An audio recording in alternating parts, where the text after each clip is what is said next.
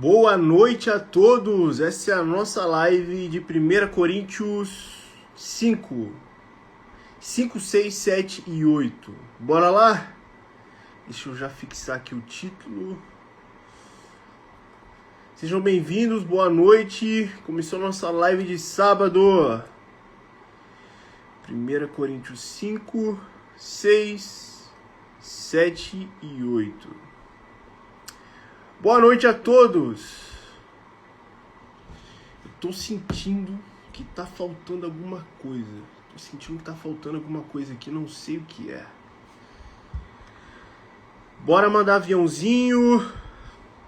Compartilhar essa live, pessoal. Sejam bem-vindos aqui.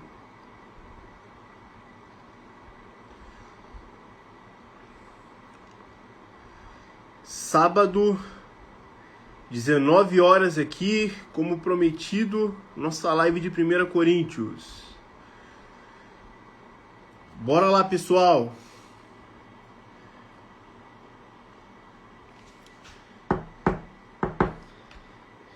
Sete horas e 5 minutinhos, me atrasei um pouquinho aqui. Tava preparando a capa dessa live. E hoje a gente vai abranger alguns assuntos interessantes, tá? Que vão quebrar mais paradigmas religiosos que a gente aprendeu no sistema religioso, tá? Então, já se preparem aí. Bora, pessoal, aviãozinho, compartilhem a live aqui, tá bom? Tô sentindo que tô esquecendo alguma coisa. Que sentimento estranho.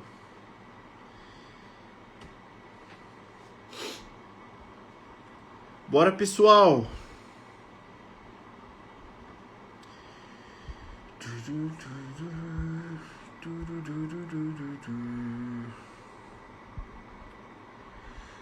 Sejam bem-vindos. Sabadão, inverno chegando, frio pra caramba. Frio pra caramba. Direto de Curitiba.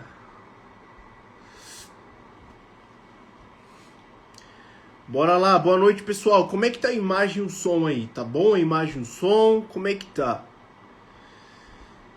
Tá bom aí?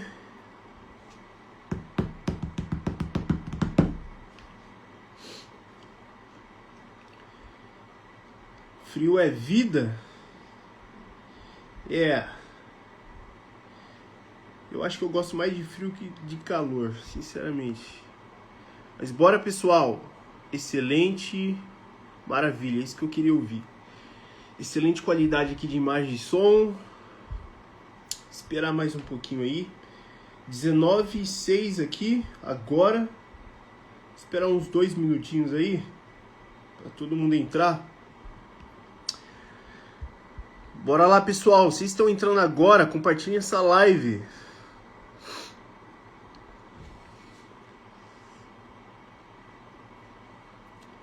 Boa noite a todos.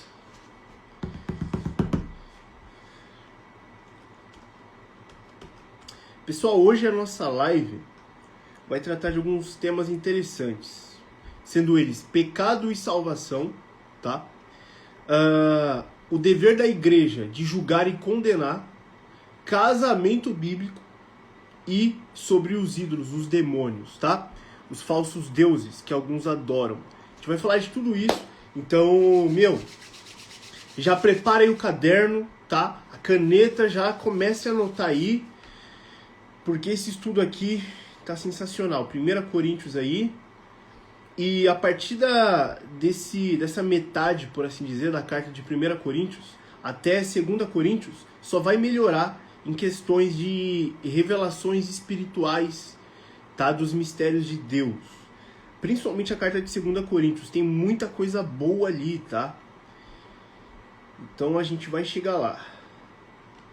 Ó, e daqui a pouco a gente vai finalizar hoje, ó, até o capítulo 8, tá? No capítulo 9 e 10, deixa eu ver... Eu acho que mais 2 lives a gente finaliza 1 Coríntios e a gente vai para 2 Coríntios. Depois de 2 Coríntios, a gente vai para Gálatas. E Gálatas é uma carta muito interessante para combater o pensamento judaizante, tá? Muito interessante mesmo. Então bora lá, esperar mais um pouquinho aqui. Os irmãos entrarem. O que está acontecendo? Tá todo mundo na igreja, no sistema religioso agora? Ah, é sábado, 7 horas. O povo tá na igreja.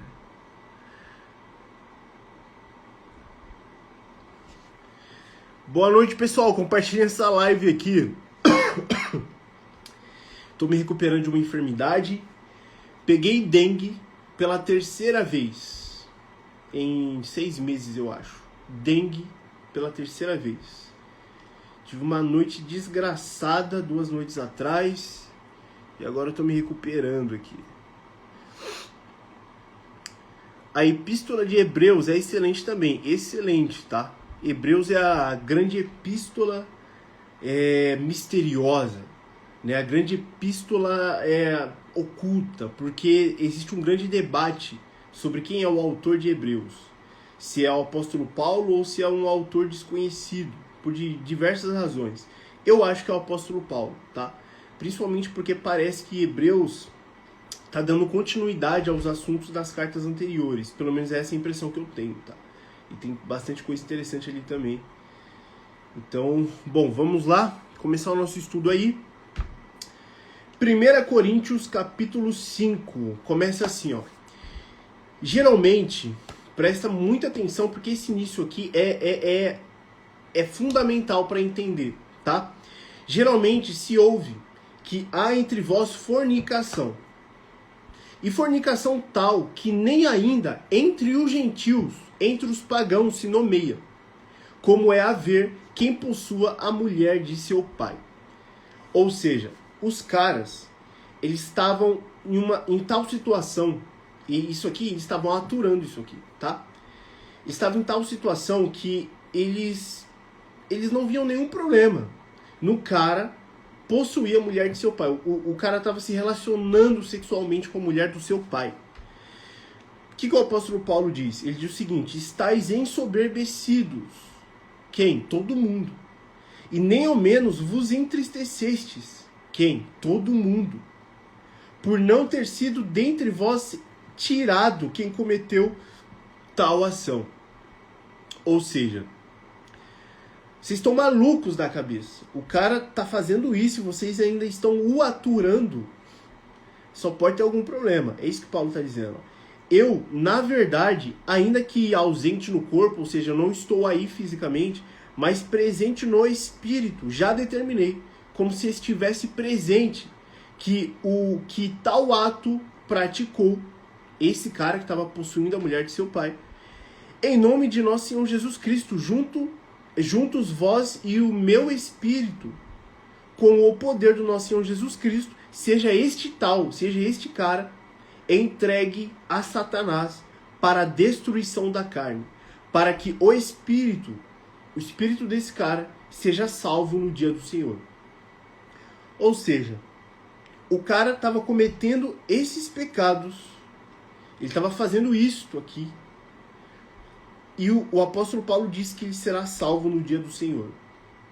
Isso aqui é a doutrina verdadeira da salvação, que as igrejas não vão falar para vocês. Mas perceba a primeira parte do verso 5.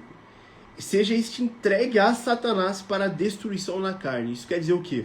Isso quer dizer pecado que gera morte e depois a salvação. Ou seja, o pecado que esse cara estava cometendo vai gerar morte na vida dele. Ele vai ser entregue a Satanás para a destruição da carne. Ou seja, ele vai ser entregue aos demônios por causa do pecado. Mas no dia do Senhor, ele será salvo. Ele vai reinar de dentro da Nova Jerusalém, esse cara aqui. Como que é? Ele estava possuindo a mulher de seu pai.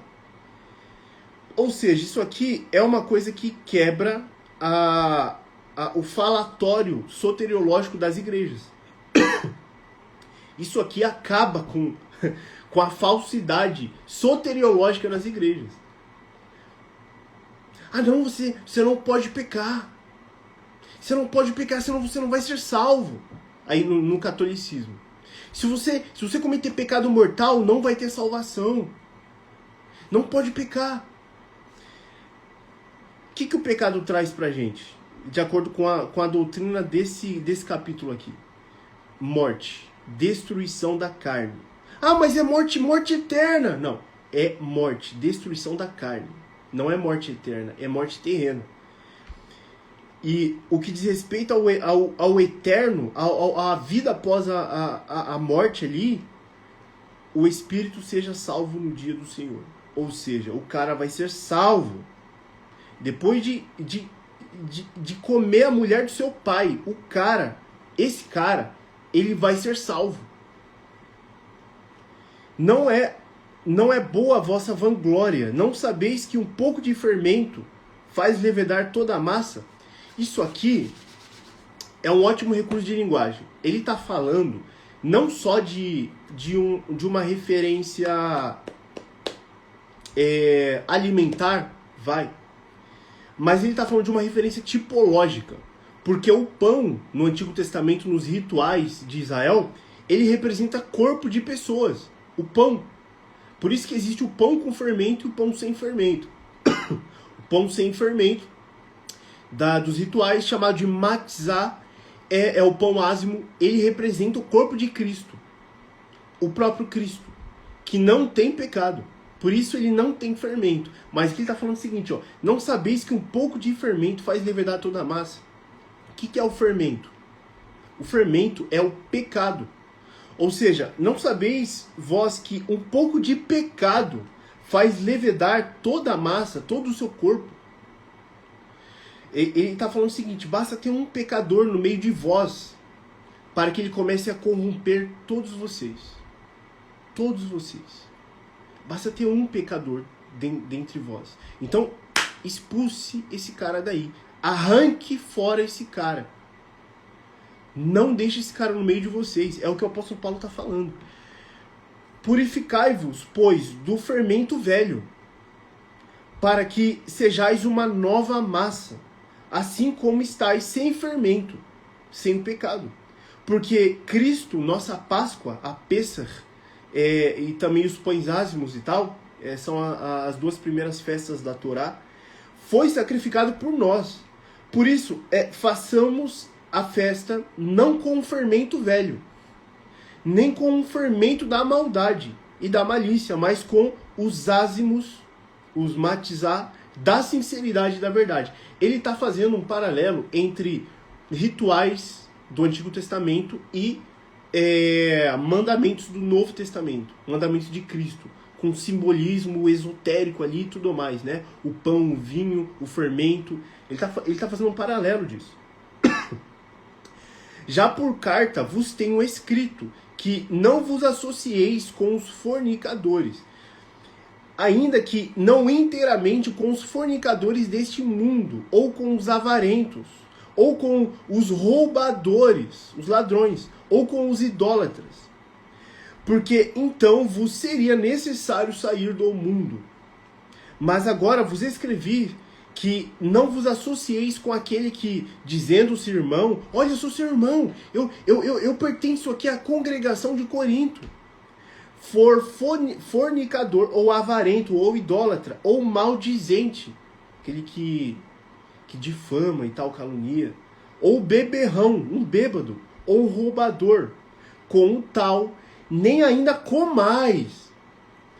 Com esses caras, esses pecadores, não se sente nem para comer na mesa. Não se sente nem para comer. Porque que tenho eu em julgar também os que estão de fora? Não julgais vós os que estão de dentro? Mas Deus julga os que estão de fora, e tirai, pois, dentre vós a esse iníquo. Ou seja, o que o apóstolo Paulo está ensinando com esse 5º capítulo aqui? Primeiro, os pecadores, eles, se forem eleitos, o pecado não retira a salvação deles. É o primeiro ponto, tá? Ele já começa falando disso, do verso 1 ao verso 5.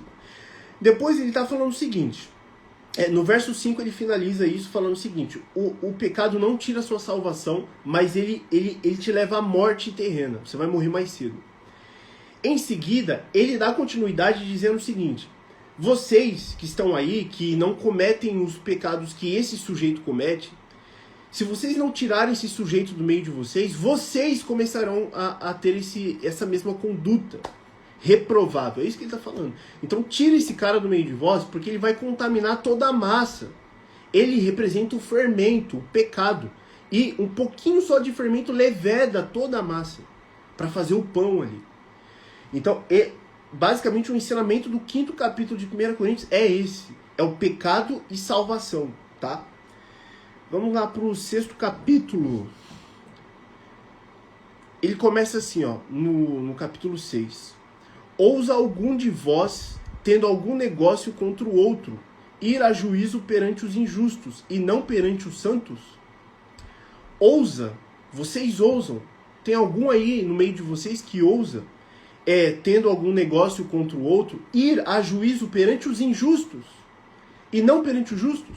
Tipo, se tem alguém me devendo aqui, se alguém cometeu um pecado, um crime contra mim, não sei. Por que vocês estão indo perante os injustos resolver esta coisa? Tipo, perante o Estado e tal.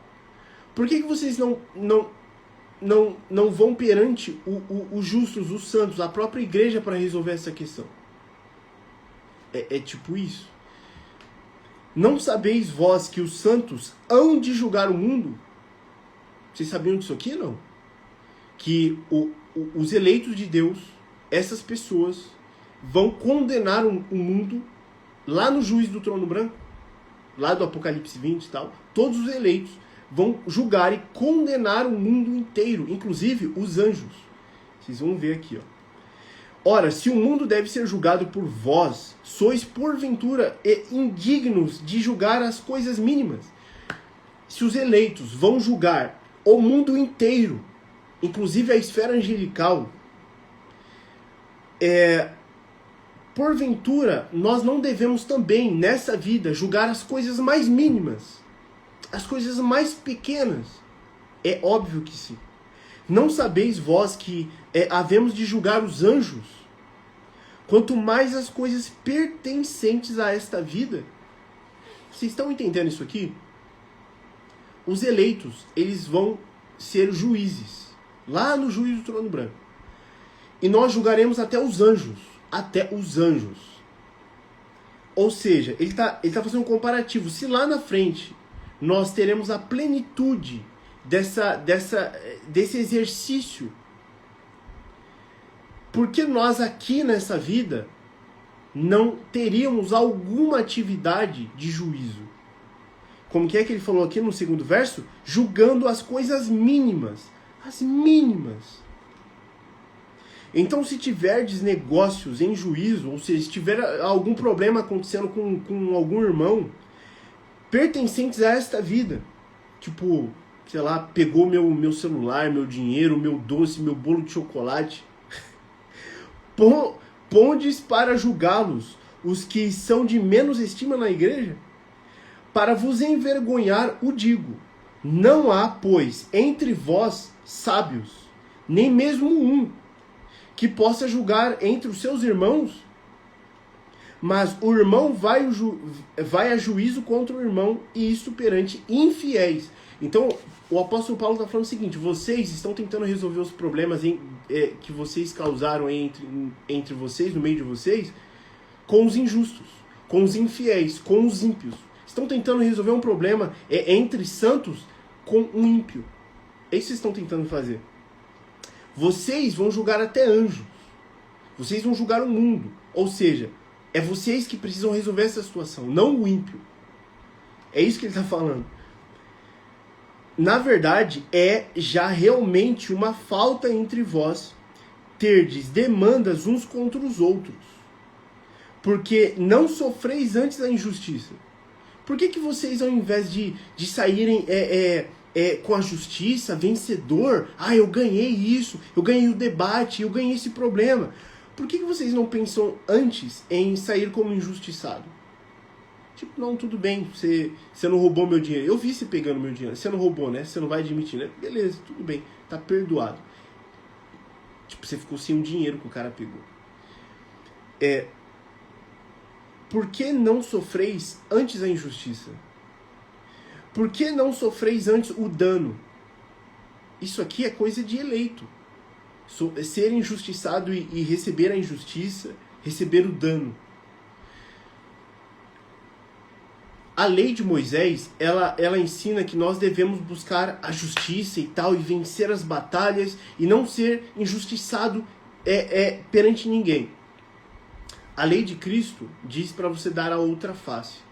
É uma mudança, percebe? É uma mudança de paradigma. Aqui o apóstolo Paulo, ele faz uma descrição disso, uma descriçãozinha. Por que não sofreis antes a injustiça? Por que não sofreis antes o dano? Mas vós mesmos fazeis a injustiça e fazeis o dano. Vocês não só saem desses problemas injustiçados ou recebendo dano. Não, vocês fazem a injustiça. É o que ele está falando aqui. E isto aos irmãos, contra os irmãos. Não sabeis que os injustos não hão de herdar o reino de Deus? Não hão. Ou seja, ele está falando o seguinte, Eric, tá vendo? Ele está falando, ó, se você for injusto, você não vai herdar o reino de Deus. Então é pelas obras.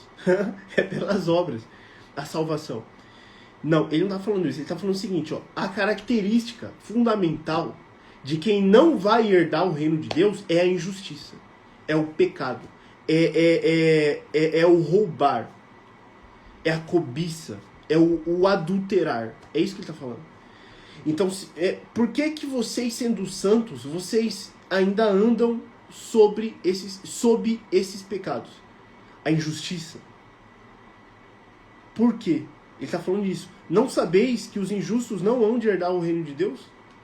Não erreis, nem os fornicadores, nem os idólatras, nem os adúlteros, nem os efeminados. Esse efeminados aqui é malakoi no grego, tá? Isso aqui é homossexual, tá? Nem os homossexuais, nem os sodomitas, nem os ladrões, nem os avarentos, nem os bêbados. Esse sodomita aqui é arsenokoitai, que também tem contexto de homossexualismo, tá? Homem com homem, mulher com mulher. Nem os ladrões, nem os avarentos, nem os bêbados, nem os maldizentes, nem os roubadores herdarão o reino de Deus.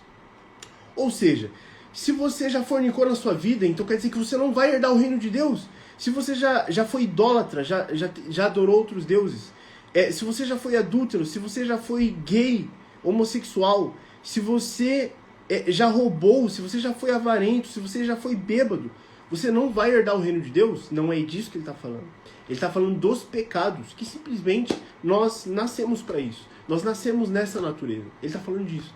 Então, se não houvesse a justificação de pecados que Cristo fez na cruz, a expiação, nós seríamos tudo isso aqui. Porque um dia a gente já fez. Quem nunca foi idólatra? Quem nunca fornicou? Quem nunca foi avarento? Quem nunca foi bêbado? Todo mundo já fez algum pecado. Então, o que ele está falando? Ele está falando o seguinte: todos, sem a graça de Deus, de Cristo, não herdará o reino de Deus. Não herdará. E é o que alguns têm sido. Mal haveis sido lavados, mas haveis sido santificados, mas haveis sido justificados em nome do Senhor Jesus e pelo Espírito do nosso Deus. Todas as coisas me são lícitas, mas nem todas as coisas convém fazer. Todas as coisas me são lícitas, mas eu não me deixarei dominar por nenhuma.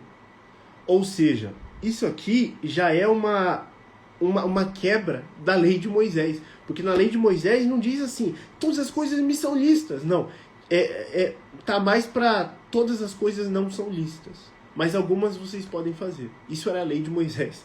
Aqui todas são lícitas, mas nem tudo convém fazer. E eu não me deixarei dominar por nenhuma. Eu não terei paixões para com nenhuma coisa.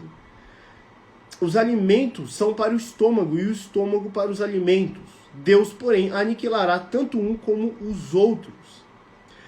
Mas o corpo não é para a fornicação, senão para o Senhor, e o Senhor para o corpo. Olha que interessante. Está falando o seguinte, vocês comem carne de porco? Não comem? Então, os outros comem, né? Então, Deus vai aniquilar os dois. Tanto um como o outro. vai aniquilar o corpo e o alimento. É isso que vai acontecer. Isso aqui é de teor escatológico. Isso aqui é de teor da vinda do Senhor. Esse é o contexto. Deus, porém, aniquilará tanto um como os outros. O estômago e os alimentos. Olha isso. Mas o corpo não é para fornicação. Ah, você fornicou, né? Então, tudo bem, mas você não pode ficar usando o seu corpo para isso. Por quê? Porque o Senhor foi feito para o corpo e o corpo para o Senhor. É isso que ele diz. Ou seja, o corpo do ser humano, que é o nosso templo, é para o Senhor. É para Deus. É para você servir a Deus com o seu corpo, com tudo. Com o seu coração, com a sua mente, com o seu corpo. E o Senhor para o corpo. Ou seja, é o seu corpo servindo a Deus e Deus intercedendo por você, pelo seu corpo, pelo seu ser. Ora, Deus que também ressuscitou o Senhor, ou seja, aqui ele está fazendo uma distinção de Deus Pai com o Filho, nos ressuscitará a nós pelo seu poder. E aqui é interessante porque ele coloca Deus, a gente pensa que ele está falando de Cristo, mas em seguida ele fala do Senhor, ressuscitou o Senhor.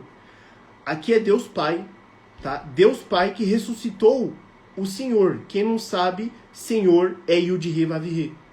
Se você pegar no Antigo Testamento, toda a tradução Senhor no hebraico é Yud-He-Vav-He, ou seja, é Deus que também ressuscitou o Yud-He-Vav-He.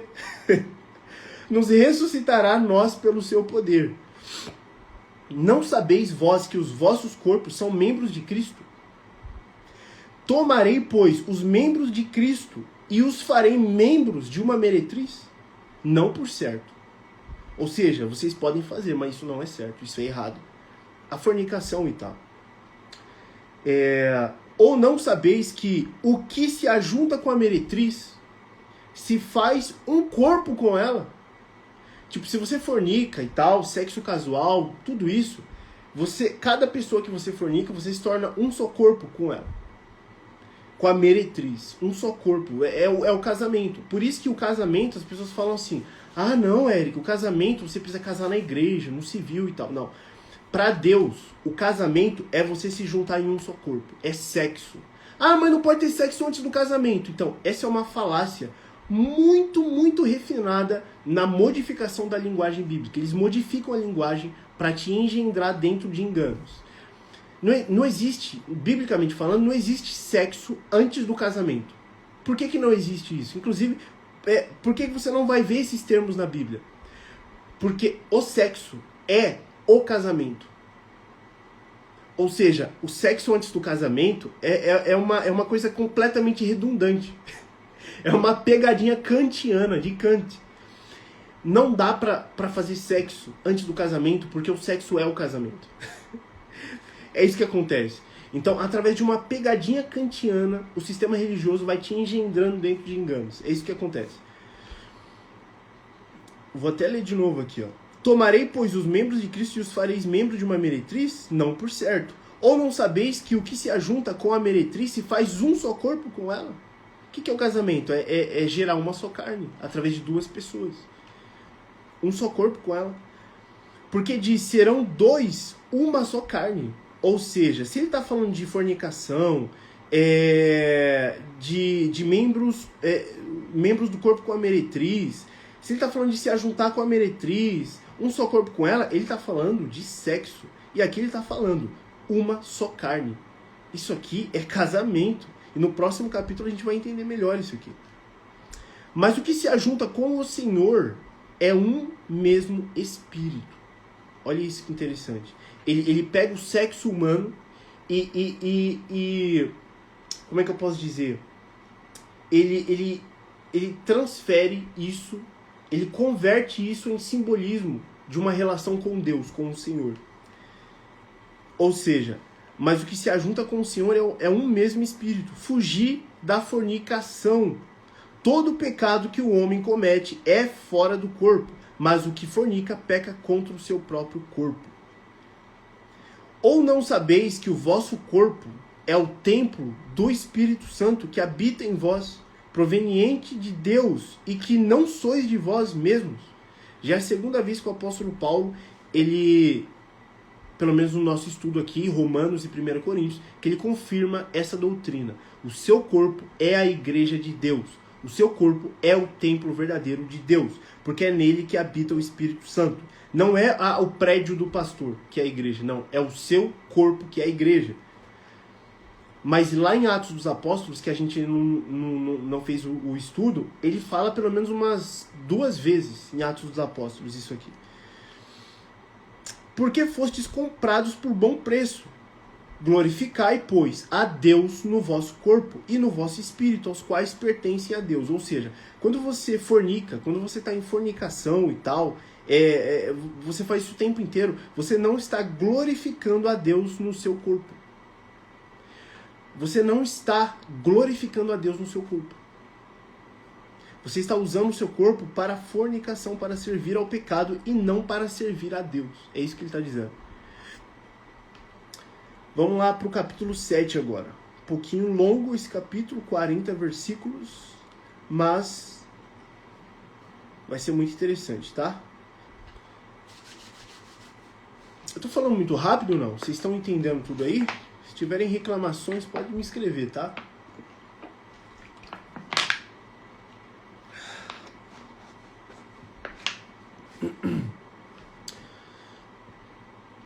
Ora, quanto às coisas que me escrevestes, bom seria que o homem não tocasse mulher. Nossa, mas o que o apóstolo Paulo está falando, está fazendo? Mas que é isso? Perceba o contexto.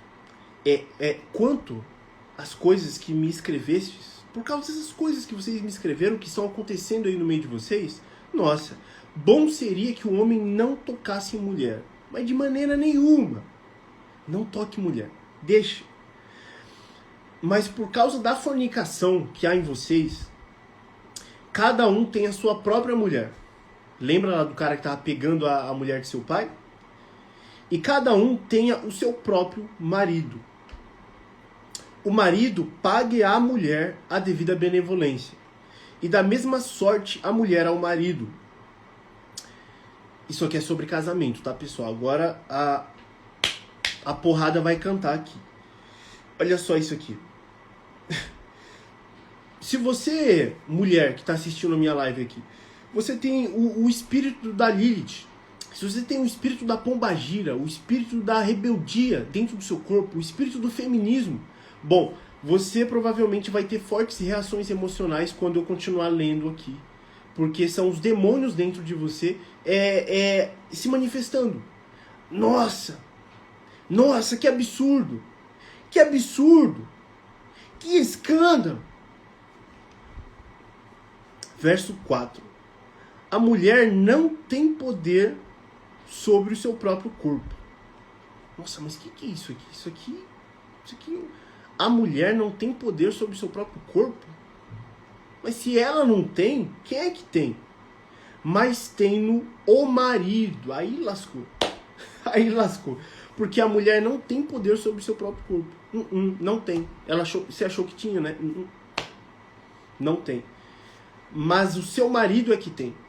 Ele tem poder, ele tem domínio e autoridade completa, plena, sobre o seu corpo.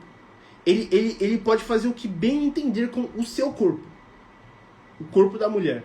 Quem pode? O marido. Olha isso aqui. E também, da mesma maneira, o marido não tem poder sobre o seu próprio corpo. Mas que é isso? Que absurdo! Quem é que tem então se nem ele tem? Mas tendo a mulher. Ou seja, a gente está vendo aqui uma inversão simbólica de autoridade versus materialidade. A gente está vendo uma pessoa ter um corpo e não ter autoridade sobre ele. Casada junto com outra pessoa que na verdade é essa outra que tem. E essa outra pessoa não tem autoridade sobre o corpo dela, mas quem tem é você. Ou seja, se os dois não souberem usar a autoridade e o poder sobre o corpo do outro, eles vão se destruir mutuamente e o casamento vai acabar. É isso que ele está dizendo aqui. Ou seja, é necessário um equilíbrio. Você precisa ter zelo e amor pelo corpo do outro, bem como o outro para com o seu. Mas você nunca pode quebrar esse princípio da autoridade do outro, do poder do outro para o seu corpo. Nunca, jamais. Ele pode fazer o que quiser com o seu corpo. Agora ele vai... Isso aqui é sobre sexo, tá? O poder do corpo e tal. Olha o verso 5. Não vos priveis um ao outro, senão por consentimento mútuo por algum tempo. O que é isso aqui, privar o outro? Tá falando de sexo. Não priveis o outro de relação sexual, senão por consentimento mútuo por algum tempo. Por quanto tempo? Para quê? Para vos aplicardes ao jejum e à oração. Somente para isso. Vocês querem fazer jejum e oração, não é isso? Então, vocês podem privar o outro somente por este tempo, se você quiser. Mas depois, ajuntai-vos outra vez. Ajuntem outra vez. Tenham de novo relações sexuais para quê? Para que Satanás não vos tente pela vossa intemperança. Ou seja, se você ficar sem sexo na sua vida, no casamento, né? Na sua vida, Satanás vai tentar vocês. Se você cortar o sexo no seu casamento, Satanás vai entrar aí e vai começar a tentar destruir o casamento de vocês. É o que vai acontecer. Vocês estão abrindo brecha pro diabo, deixando de transar com o cônjuge. É isso que está acontecendo. Ou seja, a maioria dos casamentos, quando eles vão acabar, eles acabam como um efeito do corte sexual, como é que é aqui? Da privação. Por que isso acontece? Isso acontece, o casamento chega ao fim por causa da privação. E o casamento chega ao fim porque Satanás agiu. O plano de Satanás é destruir casamento. Vocês não estão entendendo. O plano de Satanás é destruir família. Vocês não estão entendendo isso aqui. E depois ajuntai-vos outra vez, para que Satanás não vos tente pela vossa intemperança. Digo, porém, isto como que por permissão e não por mandamento. Tá? Ou seja, óbvio, ele já começou falando aqui, bom seria esse homem não tocasse mulher. Agora ele está falando para tocar em mulher, né, os casados. Verso 7. Porque quereria que todos os homens fossem como eu mesmo, diz o apóstolo Paulo. Mas cada um... Mas cada um tem de Deus o seu próprio dom, um de uma maneira e o outro de outra. Digo, porém, aos solteiros e às viúvas, que lhes é bom se ficarem como eu, solteiro, sozinho. Mas se não podem conter-se, sexualmente falando, isso aqui tudo é de teor sexual, casem-se. Porque é melhor casar do que arder. Arder em vontades sexuais, em desejos sexuais, e até criando paixões sexuais, vícios, idolatrias sexuais. Aí, o que acontece na maioria dos casamentos hoje em dia, tá? Os casados estão ardendo. Como é que pode isso? Ele falou o seguinte, ó, porque é melhor casar do que arder. Então, apóstolo Paulo, agora, no século 21, os casados estão ardendo. Por quê? Por N problemas. Várias distorções, várias privações de um para com o outro, mas os casados estão ardendo. Eles casaram e estão ardendo, ou seja, estão corrompendo o verdadeiro sentido de casamento. É isso que está acontecendo. Todavia, aos casados mando, não eu, mas o Senhor, que a mulher não se aparte do marido. Não é para se apartar do marido, não se separe do marido. Se, porém, se apartar do marido, se separar do marido, que fique sem casar, ou que se reconcilie com o marido, e que o marido não deixe a mulher. Lembra que tinha a lei do repúdio na lei de Moisés? É disso que ele vai falar aqui. Basicamente, na lei de Moisés, no Antigo Testamento, antes de Cristo vir, você poderia repudiar a sua mulher. Qualquer coisa. Não gostei do jeito dela, então vou repudiar. Aí Deus mandava você escrever uma carta de repúdio e dar a ela. Então ela se tornaria a mulher repudiada. Então você poderia repudiar a sua mulher. Escreve ali e já era. Mas aos outros digo eu, não o Senhor. Se algum irmão tem mulher descrente e ela consente em habitar com ele, não a deixe. Tipo o famoso jugo desigual? Então. E se alguma mulher tem marido descrente, ímpio, e ele consente em habitar com ela, se isso não for um problema para ele, não o deixe. Porque o marido descrente é santificado pela mulher. E a mulher descrente é santificada pelo marido. Ora, Eric, mas então o marido descrente ou a mulher descrente vai ser salvo por causa do seu cônjuge, que é crente? Não, ele está falando santificado. Ele está falando de bênçãos espirituais. Ele está falando de bênçãos que o crente tem e que o descrente, por estar casado com esse crente, ele recebe também. É disso que ele está falando. Mas se o descrente se apartar, se separar, separe-se, aparte-se. Porque neste caso o irmão ou a irmã não está sujeito à servidão, mas Deus chamou-nos para a paz. Então, perceba o contexto. Problema de casamento, jugo desigual e tal. Qual é o objetivo do casamento? Servir a Deus e ter paz. Porque como que é, Deus nos chamou para a paz. Se isso não está tendo no casamento, o divórcio, ele é lícito. Ele é lícito. Porque Deus nos chamou para a paz. Porque de onde sabes, ó mulher, se salvarás teu marido da iniquidade e tal, do mundo e tal? Ou de onde sabes, ó marido, se salvarás tua mulher? E assim cada um ande como Deus lhe repartiu. Cada um como o Senhor o chamou. É o que ordeno em todas as igrejas. É alguém chamado estando circuncidado? Não se faça incircunciso. Falando de judeus e gentios agora. Esse contexto todo em judeus e gentios. É alguém chamado estando na incircuncisão? Então não se circuncide. A circuncisão nada é e a incircuncisão nada é. Mas sim a observância dos mandamentos de Deus. Ah, Eric, tá vendo? Tá mandando guardar os mandamentos de Moisés. Não. Os mandamentos de Deus à luz de Cristo. Os mandamentos de Cristo, que é Deus. Então Cristo nos deu novos mandamentos, anulando vários dos mandamentos antigos, da aliança anterior. Então, sempre que a gente vê mandamentos de Deus no Novo Testamento, está falando à luz de Cristo, a partir de Cristo. Os mandamentos de Cristo. Cada um fique na vocação em que foi chamado. Foste chamado sendo servo? Não te dê cuidado. E se ainda pode ser livre, aproveita a ocasião.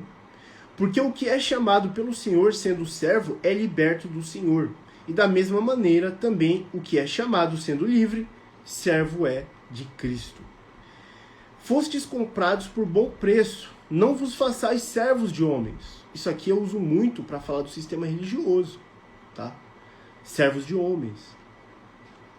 Irmãos, cada um fique diante de Deus no estado em que foi chamado.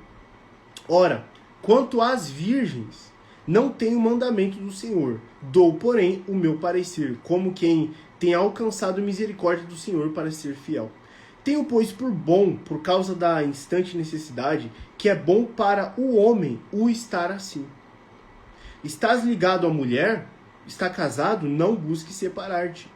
Estás livre de mulher? Não busques mulher. Mas se te casares, não pecas. E se a virgem se casar, não peca. Todavia os tais terão tribulações na carne, e eu quereria poupar-vos. O que quer dizer isso? Quer dizer que as pessoas que casam têm tribulações na carne, porque um casamento traz problemas naturais. E essas tribulações aqui, que o apóstolo Paulo ele aparentemente repudia, tribulações na carne, ele queria poupar os irmãos para não passarem. Por isso que ele estava só. Mas isso aqui é à luz de tudo que ele já falou para trás, sobre basicamente as paixões, o arder, se você não consegue ficar sem fornicar, então que você se case e tal. É tudo à luz daquilo, tá? Geralmente algumas pessoas pegam esses versos isolados. Cara, não dá pra fazer isso em 1 Coríntios 7. Se você pegar um verso isolado em 1 Coríntios 7, cara, você vai fazer uma grande besteira. Não dá. Esse capítulo aqui é extremamente conectado. Cada versículo não dá pra separar, tá? Isto, porém, vos digo, irmãos, que o tempo se abrevia. O que resta é que também os que têm mulheres sejam como se não as tivessem. Você é casado, então, é como se você não fosse casado. Vocês vão entender, calma aí. E os que choram, como se não chorassem. E os que folgam, como se não folgassem. E os que compram, como se não possuíssem. E os que usam deste mundo, como se dele não abusassem. Porque a aparência deste mundo passa. Bem quisera eu que estivesseis sem cuidado. O solteiro cuida das coisas do Senhor, em como há de agradar o Senhor. Mas o que é casado cuida das coisas do mundo, em como há de agradar a mulher. O que ele está falando aqui? Ele está falando o seguinte: não se apeguem a estas coisas do mundo. Chorar, comprar, folgar, casar. Não se apeguem a essas coisas. Vocês têm alguma dessas coisas, então haja como se não tivesse. Não se apeguem a essas coisas. Por quê? Porque Porque o tempo se abrevia. Ou seja, Cristo vai voltar. E o reino dele vai ser estabelecido. E o reinado dos eleitos vai ser estabelecido como tomado da mão dos ímpios. A invasão de reinos que a gente vai fazer. Então, não se apeguem a estas coisas terrenas, as coisas desta vida. Não se apegue. Aproveite tal, se agradem nisso, se agradem nos seus maridos, nas suas esposas, mas não se apeguem a isso. Tenha a mentalidade lá da frente, do que vai acontecer lá na frente, do que está prometido, das profecias, para servir ao Senhor. Vou repetir essa última partezinha aqui, ó. É muito interessante. O solteiro cuida das coisas do Senhor. Mas como assim, Eric? Os ímpios também são solteiros. Mas ele está falando para a igreja. A igreja. Ímpio não lê a carta de 1 Coríntios. É a igreja.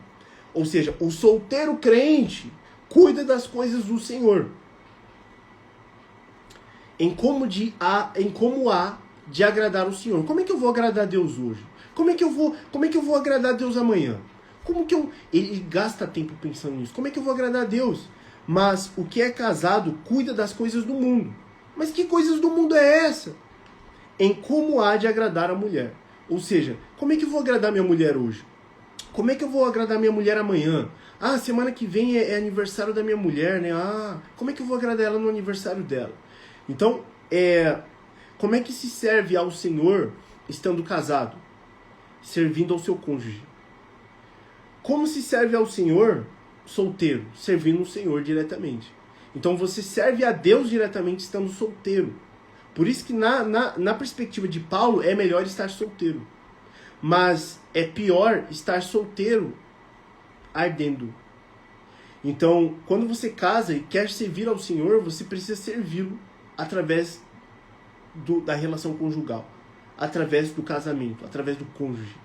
Por isso que ele fala que o homem e a mulher têm poder sobre o corpo do outro. Por isso que ele fala que o homem e a mulher precisam servir um ao outro.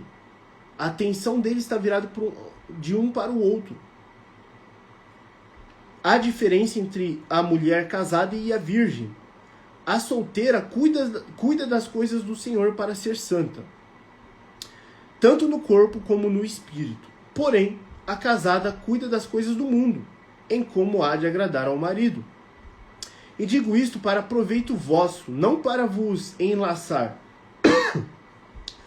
mas para o que é decente e conveniente, para vos unirdes ao Senhor sem distração alguma. Então perceba aqui a sabedoria do que o apóstolo Paulo está falando. Quando você casa, você tem distrações. Quando você está solteiro, você pode servir e se unir ao Senhor sem distrações. Ambos os casos você serve ao Senhor, mas um tem distrações. Vocês estão entendendo? Então é basicamente o seguinte: se você está solteiro e você não arde, se você não tem uma tendência a fornicar, continue solteiro, não invente história. Não, como que é que ele começa aqui o capítulo? Ele fala o seguinte: não toque em mulher, mas jamais, jamais.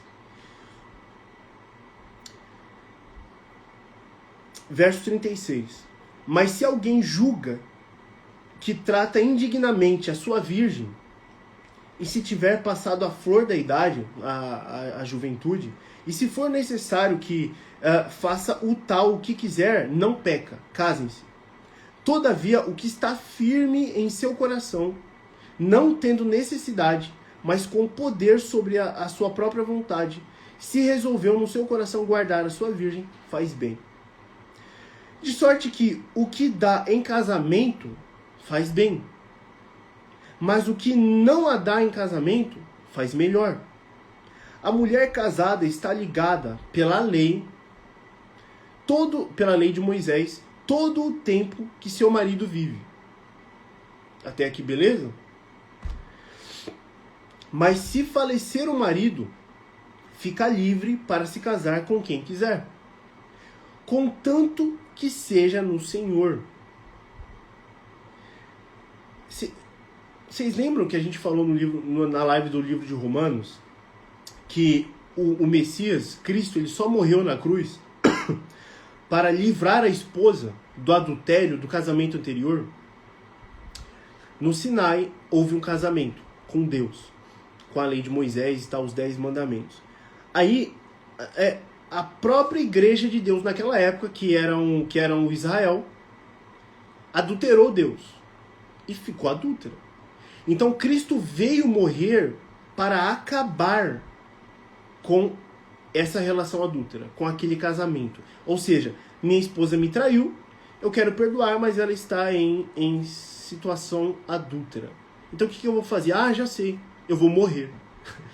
Porque quando o marido morre, a esposa fica livre. Ou seja, Cristo veio morrer não só para criar uma nova aliança. Não. Ele veio morrer para finalizar a anterior, para acabar com a anterior. E aquilo aconteceu, e aquilo aconteceu também para que servisse de luz sobre o casamento humano. Porque aquilo é o casamento com Deus. Eu não sei se vocês entendem sobre isso, não sei se vocês sabiam, mas as alianças de Deus são casamentos com a humanidade. É Deus casando com a humanidade. Então, isso é a luz da sombra que é o casamento humano. Será, porém, mais bem-aventurada se ficar assim, segundo o meu parecer. E também eu cuido que tenho o Espírito de Deus. E aqui a gente finaliza o versículo 40 de 1 Coríntios 7. Já vi que vocês têm dúvidas aqui, né? Vou responder vocês. Deixa eu ver. Tá, aqui, ó. Eric, pergunta de Liliane. Eric, então na palavra de Deus, como pode unir o homem e a mulher de forma que agrade a ele? E quanto ao que diz na palavra de Deus, fez Deus o homem para unir-se à mulher? Então, o que acontece? Como você pode se unir, como o homem pode se unir à mulher na forma que agrade a Deus? Bom, simplesmente em sinceridade e verdade e aliança com Deus. Como é que faz isso? Bom, sinceridade e verdade você já sabe o que é. O que é aliança com Deus? O objetivo do casamento humano é casar com Deus. Não é casar com pecadores. Não é isso. É casar com Deus. Então você precisa buscar alguém que tem Deus dentro dela. Você não está procurando pessoas para casar, você está procurando Deus para casar. Então, você precisa achar um eleito. Alguém que tem o Espírito de Deus habitando, porque o nosso corpo é a igreja. Preciso voltar sempre nisso. Então, sendo o nosso corpo a igreja, o Espírito Santo habita dentro dele. Ou seja, você precisa achar pessoas que têm Deus dentro dela. É simplesmente isso. Então, a única forma de você agradar a Deus casando é casando com alguém que tem Ele dentro da pessoa. É a única forma. E sobre Deus fez o homem para unir-se à mulher, no início sim, tá? No Gênesis sim.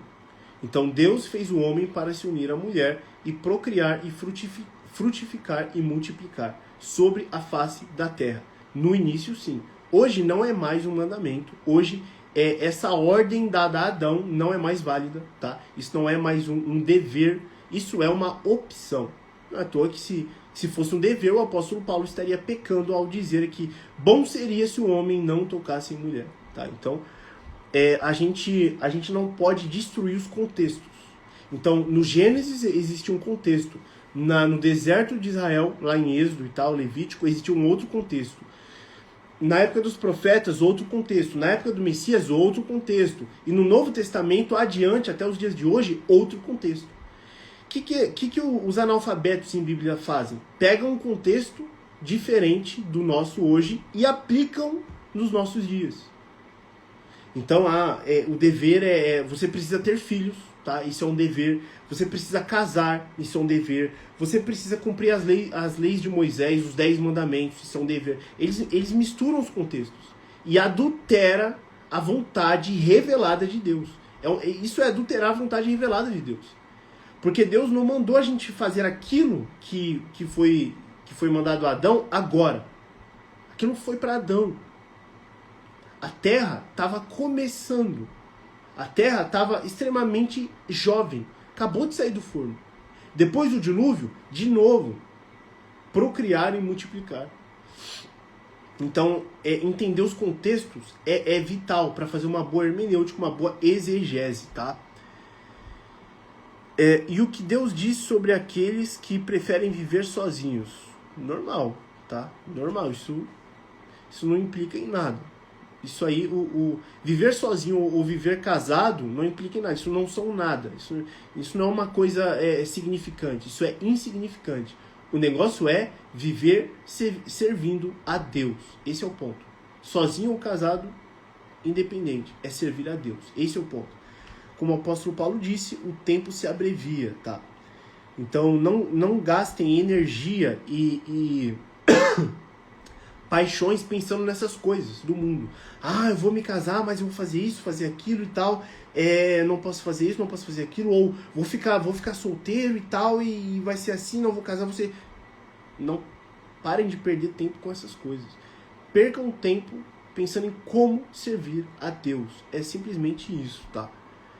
Então, se tiverem mais dúvidas sobre casamento, vão mandando aí, tá? Vou finalizar aqui o último capítulo, que é o capítulo 8 de 1 Coríntios. Ora, no tocante às coisas sacrificadas aos ídolos, sabemos que todos temos conhecimento. O conhecimento incha, mas o amor edifica. E se alguém cuida saber alguma coisa, se alguém intenta saber alguma coisa, deseja saber alguma coisa, ainda não sabe como convém saber. Olha que interessante isso. Você não sabe como convém saber. Mas se alguém ama a Deus, esse é conhecido dele. E o conhecido aqui, de novo, é prognose, tá? Hebraísmo de Adá, de eleger, escolher. Ou seja, se alguém ama a Deus, esse é escolhido dele. Assim que, quanto ao comer das coisas sacrificadas aos ídolos, sabemos que o ídolo nada é no mundo, e que não há outro Deus senão um só.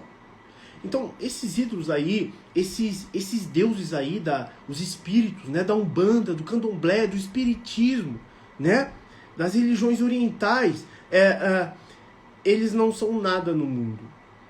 Só existe um Deus verdadeiro. Eric, então esses ídolos eles não existem, não acontece nada. Não é bem assim. Porque ainda que haja também alguns que se chamam deuses, quer no céu, quer na terra, como há muitos deuses e muitos senhores, todavia, para nós, há um só Deus. Um só Deus, o Pai, de quem é tudo e em quem estamos. Está falando do Deus Pai mesmo. E em um só Senhor, Jesus Cristo, pelo qual são todas as coisas. As coisas são, elas vêm à existência e elas existem por Ele, por Cristo. e nós por ele. Mas nem em todos há conhecimento, porque alguns até agora comem com consciência do ídolo. O que é isso? É alguém falar o seguinte para você: come essa comida. E aí você pega e pergunta: é sacrificada a ídolos? A pessoa: é. E você vai e come. Isso aqui como que é? É ter consciência do ídolo. É ter consciência de que o alimento, a comida, está sacrificada ou dedicada ao ídolo, ao falso Deus ali. Coisas sacrificadas ao ídolo. E a sua consciência, sendo fraca, fica contaminada. Ora, a comida não nos faz agradáveis a Deus, porque se comemos, nada temos demais, e se não comemos, nada nos falta. Mas vede que essa liberdade não seja de alguma maneira escândalos para os fracos. Porque se alguém te vir a ti, que tens conhecimento, sentado à mesa no templo dos ídolos, não será a consciência do que é fraco induzida a comer das coisas sacrificadas aos ídolos? Se vocês estão comendo, se vocês estão sentados na mesa dos ídolos, e alguém de fora, crente, vê você sentado na mesa dos ídolos, não é certo que eles também comerão as coisas sacrificadas aos ídolos, por causa do seu testemunho? E pela tua ciência, o teu conhecimento, perecerá o irmão fraco, pelo qual Cristo morreu. O cara vai perecer por causa do que você está fazendo, do seu testemunho. Vou já explicar isso aqui. Por isso, esse é o último verso: se a comida escandalizar a meu irmão, nunca mais comerei carne, para que meu irmão não se escandalize. Veja só, lá em cima ele falou o seguinte, ó. O ídolo nada é no mundo, que não há outro Deus senão um só. Porque ainda que haja também alguns que se chamam deuses, quer no céu, quer na terra, ou seja, algumas pessoas chamam várias entidades, várias personalidades de deuses. O ídolo nada é. Se o ídolo nada é, por que o irmão, induzido a comer carne sacrificada a esses falsos deuses, perecerá pelo seu testemunho aqui? Perecerá, no verso 11. Por que ele vai perecer? O ídolo nada é. O ídolo não existe. O ídolo não é um Deus. Eu achei que ele ia falar aqui nesse capítulo, mas eu estava errado. Talvez ele fale até no próximo. Mas o próximo não pertence a esta live. O apóstolo Paulo fala que o ídolo não é um Deus, mas ele é um demônio. E o apóstolo Paulo diz, a gente vai chegar nesse texto, que as pessoas não sacrificam esses alimentos para deuses, mas os sacrificam para demônios. Quando você come com a consciência do ídolo, que ele falou aqui, que eu já expliquei, você come com a consciência de que aquele alimento foi dedicado ao demônio. E agora está dentro de você. Aí você imagina, tem um ente que pertence ao demônio específico ali, falso Deus, que está dentro de você. E tem o espírito do Deus único verdadeiro, que está dentro de você. Ou seja, é óbvio que o verso 11 vai se consumar. Perecerá o irmão fraco, pelo qual Cristo morreu. Ele vai perecer na carne. Ou seja, é óbvio que esses deuses, eles não existem. Mas eles são demônios que tentam se passar como deuses para esses otários que acreditam. Então, não é bem assim, não existe outros deuses, nem demônio, nem nada. Como, por exemplo, alguns calvinistas dizem, né? Esse negócio de espiritual é coisa de pentecostal, isso não existe. Não é bem assim. Não é bem assim que a Bíblia diz. Então, os demônios, eles existem. Os demônios que fazem prodígios, os demônios os quais recebem sacrifícios, recebem orgias, recebem música, batuque, eles existem. E eles estão o tempo inteiro ao redor da gente. Eric, mas isso não existe. Existe. O tempo inteiro ao redor da gente. Não é à toa que quando você morrer, esses espíritos vão aparecer para os seus familiares. E vão colocar sonhos na cabeça dos seus familiares, e pensamentos, e presença, o sentimento da sua presença. E aí, esses mesmos demônios, depois de operarem isso, vão enviar um sacerdote deles até os seus familiares, dizendo, você perdeu um ente muito querido, né? O que acontece? Ele me contatou, e ele tem uma mensagem para você. E você, no ápice da sua dor, da sua angústia, de tão sentir a presença desse ente que morreu, você que morreu, você vai e contata. Você vai e cai no engano, no engodo. O seu familiar, na verdade, né? Ele vai até o mensageiro, que então vai fazer uma psicografia, ou vai fazer uma manifestação de você, E o demônio, ele vai imitar a sua voz, a sua personalidade, vai falar de coisas que só você sabia, vai falar de coisas que só você fez, tipo, ninguém mais sabe do que você fez. Ele vai imitar você completamente. Quem é que faz isso? São os demônios, que estão o tempo inteiro ao nosso redor, nos estudando, gravando a forma de falar, gravando a forma de agir, a personalidade, o cheiro que a gente tem, para o engano no futuro, quando você se for para os seus familiares. É isso que acontece. Então, esses ídolos, eles não são deuses, mas eles existem. Eles são demônios. Eles são espíritos imundos, demônios. Infelizmente, esse é um engano da batalha espiritual. Esse é um engano que há dentro da batalha espiritual. Eles se passarem por deuses nas civilizações antigas até os dias de hoje, mudando apenas o nome de acordo com a cultura e tal. Temos o mesmo arquétipo, a mesma energia arquetípica demoníaca atuando. Então, isso aqui é doutrina bíblica, tá? Acaso, por que pereceria o irmão fraco ao comer carne sacrificada a ídolos? Porque é carne sacrificada a demônios. É isso o ponto. Vocês têm alguma dúvida sobre isso ou não? Mandem as dúvidas de vocês, que eu vou respondê-las aqui. E já vou finalizar a live. Sim, vou finalizar a live. 1 horinha de live só. Hoje, apenas com 4 capítulos fizemos hoje. 1, 2, 3, 4 capítulos fizemos do 5 ao 8 de 1 Coríntios, tá? E eu já tô com a garganta cansada, porque, como eu falei pra vocês, estou me recuperando de uma enfermidade. Peguei dengue de novo. Então, bora lá. O que fazer em relação? Em relação ao quê? Não entendi. Dai Fernandes. O que fazer em relação?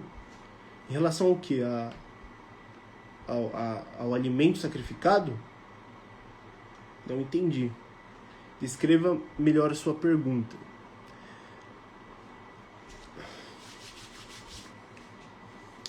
Bora lá, pessoal. Mandem as dúvidas.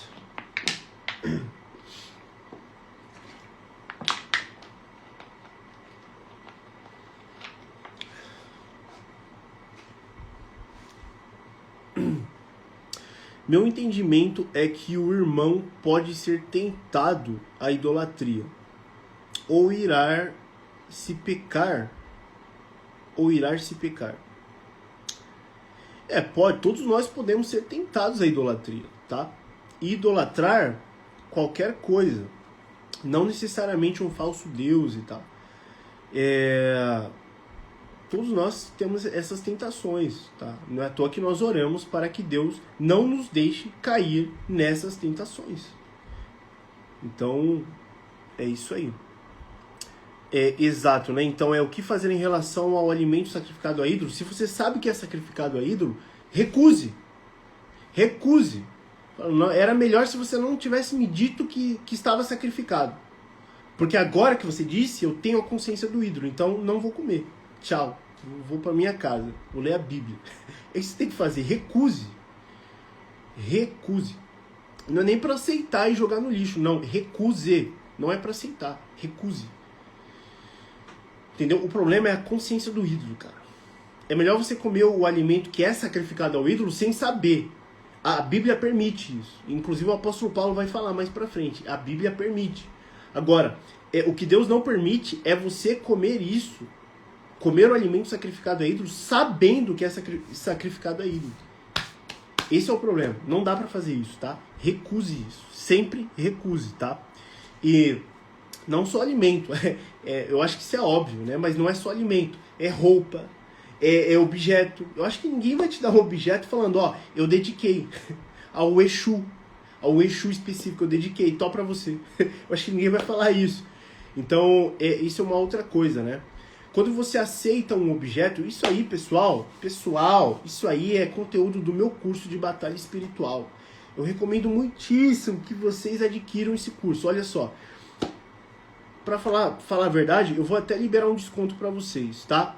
O desconto para o meu curso de batalha espiritual, só o curso de batalha espiritual, dá um descontaço para vocês, um desconto de R$30 para vocês, um desconto de R$30 para vocês no meu curso de batalha espiritual. Mas para acessar esse desconto, você vai precisar, evidentemente, ter assistido até aqui, até o final dessa live, e vai mandar mensagem assim: Eric, eu quero o desconto do curso de batalha espiritual. Vai ter que me mandar essa frase: quero o desconto do curso de batalha espiritual, tá? Me mande aí que eu vou liberar o desconto para vocês. Então, basicamente, quando você aceita um objeto dedicado de alguém, o ídolo vem junto. O demônio vem junto. Quando você come o alimento sem saber que é sacrificado, o demônio não vem junto. É esse o ponto.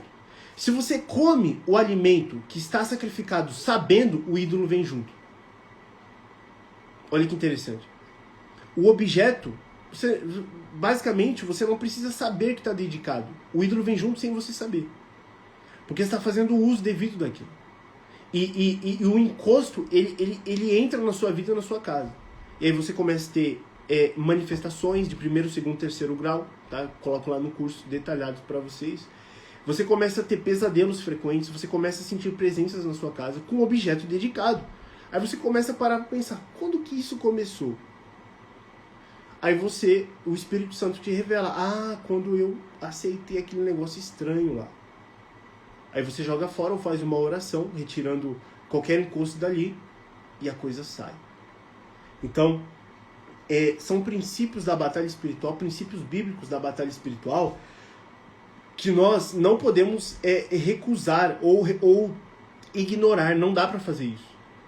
Porque a batalha espiritual do Antigo Testamento e no Novo Testamento são a mesma, não muda. É a única coisa que não muda. Mesmo na Nova Aliança, não muda.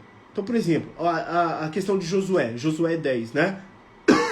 Os caras foram invadir a terra pagã e alguns surrupiaram alguns itens para si. O que aconteceu? Deus os entregou aos demônios, encosto que pegaram nos caras. E eles perderam as guerras. Josué lamentou, chorou e ainda se rebelou contra Deus e disse, se fosse pra gente perder essa guerra, por que o Senhor fez a gente passar pelo Rio Jordão e tal? Por que fizeste nós passar pelo rio para chegar aqui e perder essa guerra? Deus falou, não levanta, não tem nada de errado. É que um dos caras da tribo de vocês pegaram objetos amaldiçoados. Os objetos, como é que é? Amaldiçoados, anátemas. Os caras pegaram encosto. Então tinha demônios vivendo dentre o povo. Dentre o povo. Então, essa estrutura não muda. O problema é que agora a gente não precisa fazer os rituais do Antigo Testamento. Tudo está cumprido em Cristo. E agora nós só fazemos a oração. Agora a consciência que é importante. Não mais a ação efetiva da consumação do ato. Mas é a consciência. É isso que é importante, tá? Eric, o que seria alimento de sacrifício? Todo e qualquer alimento dedicado a ídolo. Todo e qualquer alimento. Então, por exemplo, quando você está andando na rua e você vê um despacho ali, você vê uma galinha morta, um galo preto, uma cachaça, um vinho, rosas vermelhas e tal, frango, alimento, você está vendo ali um alimento dedicado a ídolo. É isso que você está vendo ali. Só que, às vezes, pessoas que pertencem a Umbanda ou Candomblé, em certas festas, festividades de fim de ano ou da metade do ano, festividades de verão, de inverno, essas pessoas fazem os alimentos sempre, elas preparam todo esse alimento dedicando eles aos demônios. E aí servem em festa de Natal, em aniversários, em festas juninas. Eles servem para toda a família. E a família come essas coisas. Então, come na ignorância, né? Espero. Porque se a pessoa sabe que assim é feita a preparação dos alimentos, ela já precisa recusar. Se ela é crente, óbvio, né? Ela precisa recusar. Então, assim como nós dedicamos tudo a Cristo, tudo que nós fazemos, nós ungimos espiritualmente, né? Com oração e pedidos a Cristo para que tudo seja feito conforme a vontade dele, o poder dele, e não conforme a nossa carne. E esses ímpios malditos também fazem isso com os demônios, com os espíritos, os Exus que eles servem. Eles fazem isso o tempo inteiro. Eles ungem as coisas aos demônios. Então, se você sabe disso, que isso foi feito, vai ter que recusar, entendeu? Vai ter que recusar. E se já aconteceu, então você vai sofrer a consequência disso, a consequência espiritual de pegar um encosto e tal. Você vai precisar tirar esse espírito da sua vida. Vai ter que precisar fazer como é que falam? Uma unção na sua vida e na sua casa. Não literalmente, né? Igual esses babacas, esses pastores vendem o óleo aí, o azeite da unção, né? Não dessa forma, mas com oração, com os pilares básicos, tá? A oração e o arrependimento por esse pecado e o perdão a Deus, porque você pecou contra Deus, o perdão a Deus, o jejum, a oração, o estudo e a leitura da palavra e a vigília o tempo inteiro. Você precisa fazer isso. Então é você pedir perdão, mas isso não vai te livrar das consequências terrenas. Isso é para você se perdoar a Deus. E para que Deus possa te perdoar. Então, as consequências terrenas, você vai colher todas elas. Você errou. O Jesus não vai descer do céu e colher as consequências por você. Ele não vai fazer isso. Quem vai colher é você. A culpa foi sua. A responsabilidade é humana. Então você vai colher. Mas você pode se desculpar com Deus e Ele vai te perdoar, tá? Basicamente isso. Então o ovo de Páscoa seria um exemplo? Não necessariamente, tá? Não necessariamente. A menos que a empresa que os produziu os produziu dedicando eles a demônios, a Exus. Aí o dono da empresa, da fábrica, da Umbanda, do Candomblé, né? Então, mas é melhor, nem procure informação disso, tá? Senão você nunca mais vai comer ovo de Páscoa. Então nem procure, nem é assim, o conhecimento é foda, cara. O conhecimento lasca a sua vida. Então é melhor você não saber tanto sobre as coisas, tá? É melhor você comer na ignorância, nem faça esse tipo de pergunta mais. Não pergunte mais que alimentos são dedicados ou não, tá? Melhor você comer na ignorância. Se você come na ignorância, tá tudo bem. Se você comer sabendo, aí é o problema. Ou seja, se você descobre através do conhecimento, você não pode mais comer. Então é basicamente isso. Tipo São Cosme e Damião? Tipo São Cosme e Damião. São demônios. São demônios. Cosme e Damião. Demônios, tá? Então a festinha de Cosme e Damião, os docinhos que... Cara, eu tô falando pra vocês, eu cresci no meio dessa nojeira, dessa porcaria. Isso vem de família. Eu cresci no meio disso. De ir a festas de terreiro de parentes, familiares, por... Como é que eu posso dizer? Por consideração, Tipo, uma avó que eu tinha desde criança, né? Por consideração, que é mãe de santo. E fazia as festinhas de Cosme e Damião. E eu ia e me divertia e trazia caixas inteiras de doces, de todo tipo de doce e tal, que durava meses. Cansei de receber isso. Brinquedo, aquelas bolas gigantes e tal, a bola do Kiko. Cansei de receber. Então, a história dos meus parentes, né? É uma história completamente pagã. Tipo... Meu pai é católico, sempre foi católico, né? Ainda que seja ali uma raiz cristã, que ainda bem eu acho legal eu ter tido essa cultura, né? Da árvore de Natal, dos presépios, de toda essa questão católica. Ainda que eu acho legal, acho bom, é paganismo. Catolicismo, cara, é paganismo. tudo ali. O culto aos santos, o culto a Maria, a transubstanciação da hóstia. Cara, isso é paganismo negro. Transubstanciação é coisa pesada. Isso é magia negra. Magia negra. Transubstanciação. Envolvendo a Deus, Cristo, envolvendo Cristo. Magia negra envolvendo Cristo. Cara, isso aí é paganismo. Minha mãe é espírita. Minha avó é católico-umbandista. Inclusive trabalhava para essa mãe de santo. Então, eu cresci no meio disso. Eu sei muito bem do que eu estou falando. Eu recebi consequências disso tudo, de toda essa esfera, tudo junto. Na carne. Eu era atormentado desde pequeno. Desde pequeno. Eu era atormentado desde pequeno com essas entidades, esses demônios, esses espíritos, sentir presença, pesadelos o tempo inteiro, pesadelos infernais, que só cessavam quando eu orava o Pai Nosso.